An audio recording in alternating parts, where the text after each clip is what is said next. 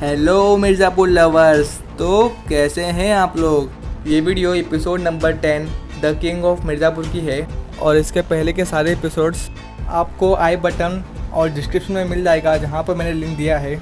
और चैनल पर नए हो तो चैनल को सब्सक्राइब कीजिए और बेल नोटिफिकेशन को ऑल कीजिए, ताकि आप और हम साथ मिलकर इसी तरह अच्छी मूवीज़ और वेब सीरीज़ को एक्सप्लोर कर सकें। तो चलिए ब्लैक स्पर को बुलाएं।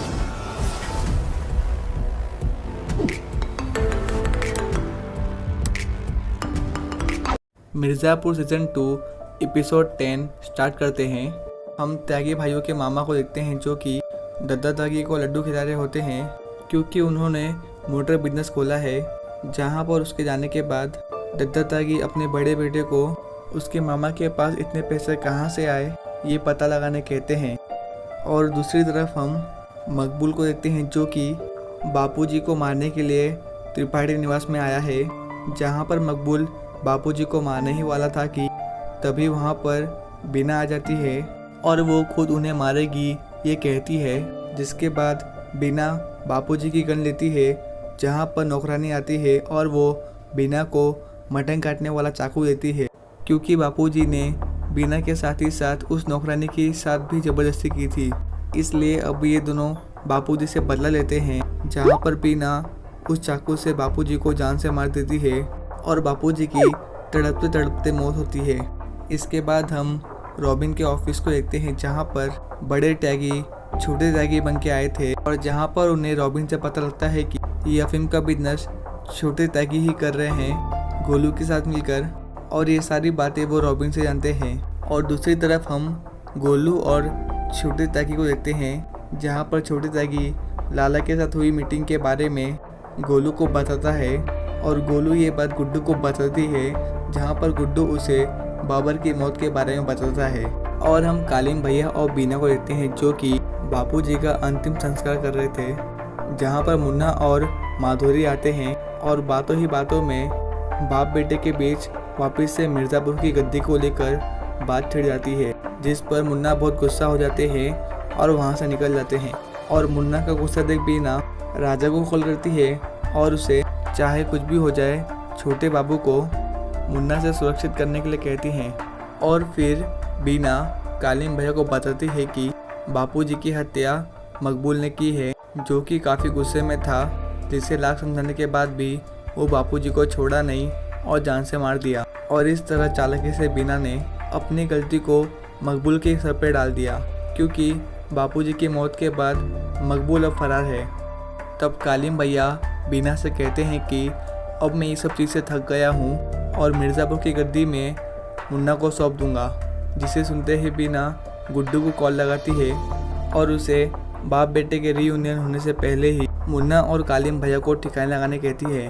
और वहीं दूसरी ओर दद्दा त्यागी को उसके छोटे बेटे और साले के अफीम के व्यापार के बारे में मालूम पड़ जाता है, जहां पर दद्दा त्यागी अपने दोनों बेटे और साले के साथ एक मीटिंग रखते हैं, जिसमें कि वो अपने बेटे छोटे त्यागी को माफ़ कर देते हैं, पर सज़ा के तौर पर छोटे त्यागी को उसी के मामा को जान से मारने के लिए कहते हैं। जिस पर छोटे त्यागी अपने मामा को नहीं मार पाता। तब दद्दा त्यागी के कहने पर मामा को मारने के बाद गोलू को मारने की बात करते हैं कि छोटे त्यागी बड़े त्यागी पे हमला कर देते हैं और इस फाइट में मामा के साथ कई लोग मर जाते हैं और साथ ही अब दोनों भाइयों में से एक भाई मर जाता है। तब दद्दा त्यागी आते हैं और वो ये देखकर अपने बेटे छोटे त्यागी के लिए रोते हैं, पर हालांकि असलियत में छोटे त्यागी जिंदा हैं और वो बड़े त्यागी की एक्टिंग कर रहे हैं और जिसकी लाश पड़ी है वो बड़े त्यागी है।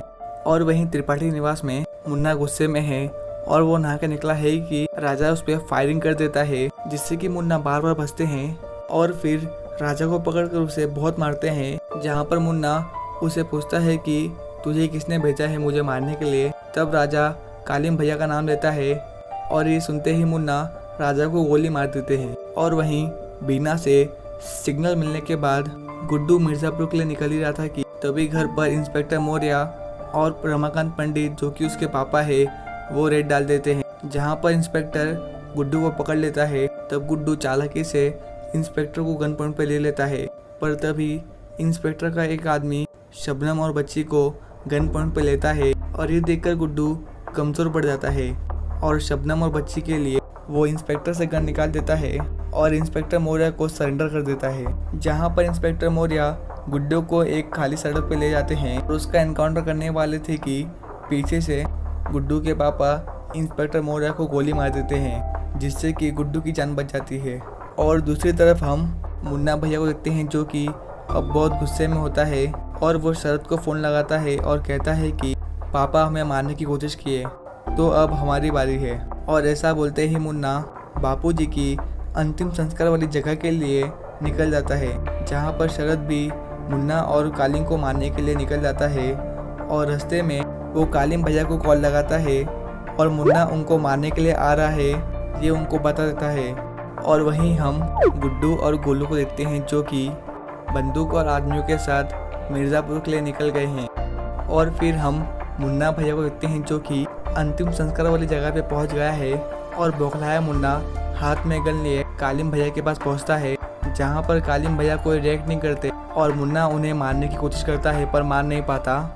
जहां पर कालिम भैया कहते हैं कि आज मुझे मेरा बेटा मिल गया और तुमको मिर्ज़ापुर चाहिए ना, तो ले लो तुम।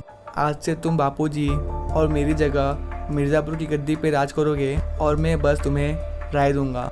और इन सारी बातों से बाप बेटे का रीयूनियन होता है और ये सब कुछ शरद अपने आदमियों के साथ छुपकर देख रहा था। और मुन्ना भैया को किंग ऑफ मिर्ज़ापुर बनकर कुछ पल हुए ने कि गोलू और गुड्डू अपने आदमियों के साथ आ जाते हैं।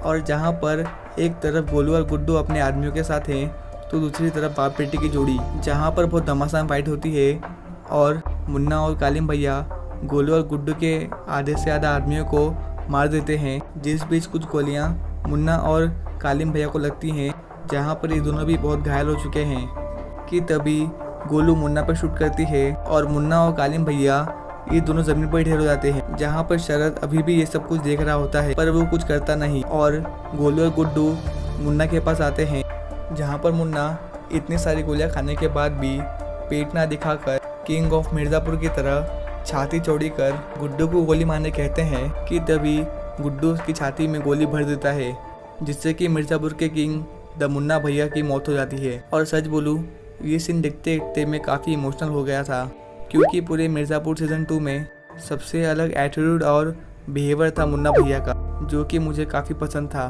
पर खैर आगे बढ़ते हैं। मुन्ना के मरने के बाद गोलू और गुड्डू कालिम भैया को मारने बढ़ते हैं कि तभी शरद अपने आदमियों को इशारा देता है और उसके आदमी गुड्डू और गोलू पे फायरिंग करते हैं। जिस बीच शरद किसी तरह जादू से कालिम भैया को वहाँ से हटाकर अपने गाड़ी में भर लेता है और वहाँ से निकल जाता है, जहाँ पर हम कालिम भैया को सांस लेते हुए देखते हैं।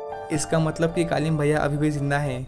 और यहीं पर सीजन 2 का एपिसोड 10 खत्म होता है। और बात रही मिर्ज़ापुर की कुर्सी की, तो अब वो कुर्सी गुड्डू की है और फिलहाल तो the one and only Guddu he the king of Mirzapur है। और हाँ दोस्तों, गुड्डू और बीना के बीच एक डील हुई थी। गुड्डू मिर्ज़ापुर की कुर्सी को तब तक संभालेगा जब तक बीना का बेटा बड़ा ना हो जाए, और जैसे ही बीना का बेटा बड़ा होगा गुड्डू मिर्ज़ापुर की कुर्सी बीना के बेटे को हैंडओवर कर देगा। और मिर्ज़ापुर सीज़न 2 के सारे एपिसोड देखने के बाद मैं इतना श्योर हूँ कि सीज़न 3 भी आएगा और उसमें हमें फीमेल कैरेक्टर्स मकबूल और रॉबिन की कहानी बताई जाएगी, और साथ ही कालिम भैया का क्या हुआ और शरद क्या करने वाला है ये भी जानेंगे।